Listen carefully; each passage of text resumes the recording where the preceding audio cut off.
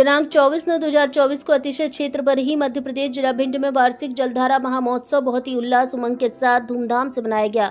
सर्वप्रथम श्री जी को रथ पर सवार करके पांडुक शिला पर सौधर्म इंद्र ने अपने इंद्रों के साथ गाजे बाजे से विराजमान किया। श्री जी का रथ बहुत ही मनोहारी दिख रहा था, मानो साक्षात देवों ने आकर रचना की हो। युवा वर्ग रथ को रस्सी के द्वारा अपने हाथों से खींच रहा था और बैंड बाजे के साथ जैन धर्म के भजनों पर सभी नृत्य कर रहे थे। क्या बच्चे, क्या महिलाएं और बुजुर्ग नाचते झूमते प्रभु जी की भक्ति में सराबोर थे। मंच पर बाहर से आए अतिथियों का सम्मान चुनरी उड़ाकर मेडल के साथ भगवान श्री अजीतनाथ भगवान की फोटो के रूप में प्रतीक चिन्ह भी देकर किया। बाहर से पधारे अतिथियों ने नेताओं ने अपने उद्बोधन में भगवान अजीत नाथ जी की महिमा बतलाई और देवों द्वारा बनाए मंदिर जी की जानकारी दी। इस वार्षिक जलधारा महामहोत्सव में समस्त भारत से साधर्मी जन आए थे। जिस प्रकार इस अतिशय क्षेत्र की कमेटी ने विकास किया वो वास्तव में स्वागत योग्य है। सर्वप्रथम इस अतिशय क्षेत्र बरही के भूतपूर्व अध्यक्ष आदरणीय प्रभु दयाल जैन जी, जो बरही के ही निवासी हैं, अभी उनका परिवार इटावा में रहता है।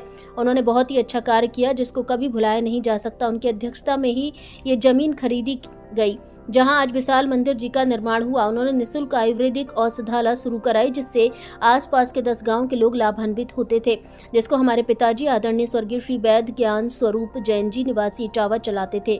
स्वयं अपने खर्चे पर इटावा से बरही आते जाते थे और सभी दवाई भी स्वयं ही मरीजों को निःशुल्क देते थे। लगभग 5 वर्ष तक उन्होंने सेवा प्रदान की। उसके बाद से आयुर्वेदिक चिकित्सा औषधालय बंद है, अभी तक पुनः शुरू नहीं होना चाहिए। मैं हर बार निवेदन करता हूं, झूठा आश्वासन मिलता है पर शुरू नहीं कराया, अवश्य कराना चाहिए। इसके बाद भूतपूर्व अध्यक्ष आदरणीय अशोक जैन, कक्का निवासी भिंड, आपने अपने कार्यकाल में जो योगदान दिया वो स्वर्ण अक्षरों में अंकित करने जैसा है।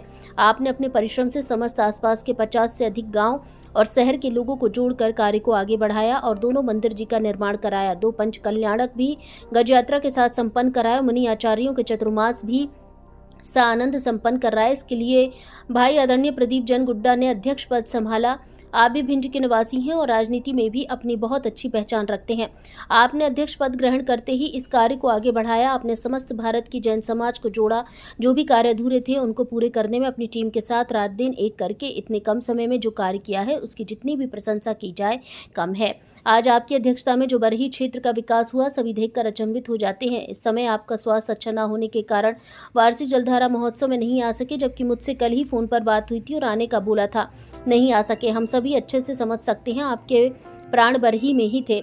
आप जल्द से जल्द पूर्ण स्वस्थ हों ऐसी कामना श्री अजीतनाथ जी से करता हूं। अभी आपसे बहुत कार्य कराने हैं, इसलिए आप जल्द से जल्द पूर्ण स्वस्थ हों ऐसी कामना सर्वजैन समाज करती है। किसी भी कार्य को गति से प्रदान करने के लिए जिम्मेदार व्यक्ति की आवश्यकता होती है जो तुरंत अपना निर्णय लेकर कार्य को कर सके।